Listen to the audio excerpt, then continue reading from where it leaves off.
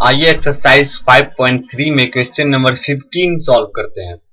पहले इस क्वेश्चन को समझते हैं।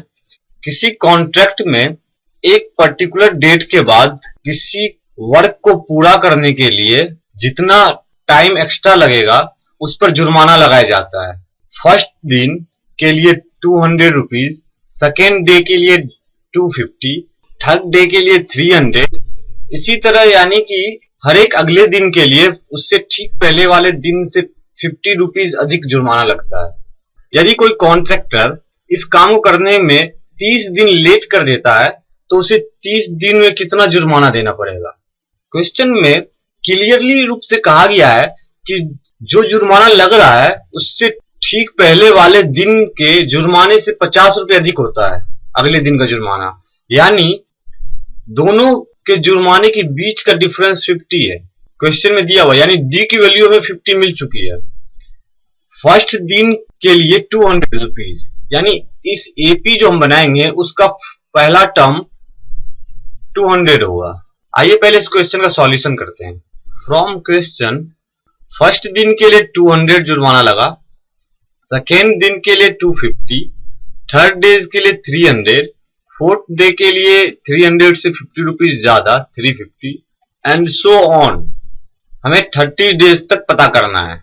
इस एपी में फर्स्ट टर्म 200 है, इसलिए a is equal to 200। a किसी भी एपी का फर्स्ट टर्म होता है।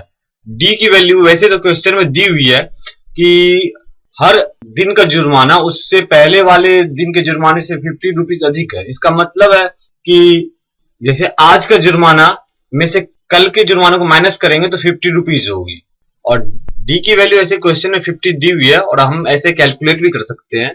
250 माइनस 200 किसी भी दो लगातार टर्म का डिफरेंस इज इक्वल टू 50। हमें इस क्वेश्चन में 30 दिन के बाद कितना जुर्माना लगेगा वो निकालना है, यानी टोटल जुर्माना निकालना है 30 दिन के बाद, यानी कि 30 दिन तक के जुर्माने का सम निकालना है। We know that sum of n terms of an AP is given by S of n is equal to n upon 2 bracket 2a plus n minus 1 into d bracket close। हम जानते हैं कि किसी भी AP में n terms का सम निकालने के लिए जो फॉर्मूला होता है वो है Sn is equal to, Sn का मीनिंग है sum of n terms is equal to n upon 2 bracket 2a plus n minus 1 into डी, जहां a उस एपी का फर्स्ट टर्म है और d उस एपी की कॉमन डिफरेंस है, और n हमें जितने भी टर्म की सम निकालने हैं उसकी वैल्यू है। Here a is equal to 200, d is equal to 50 and n is equal to 30। हमें 30 दिन तक का निकालना है तो n की वैल्यू 30 हो गई।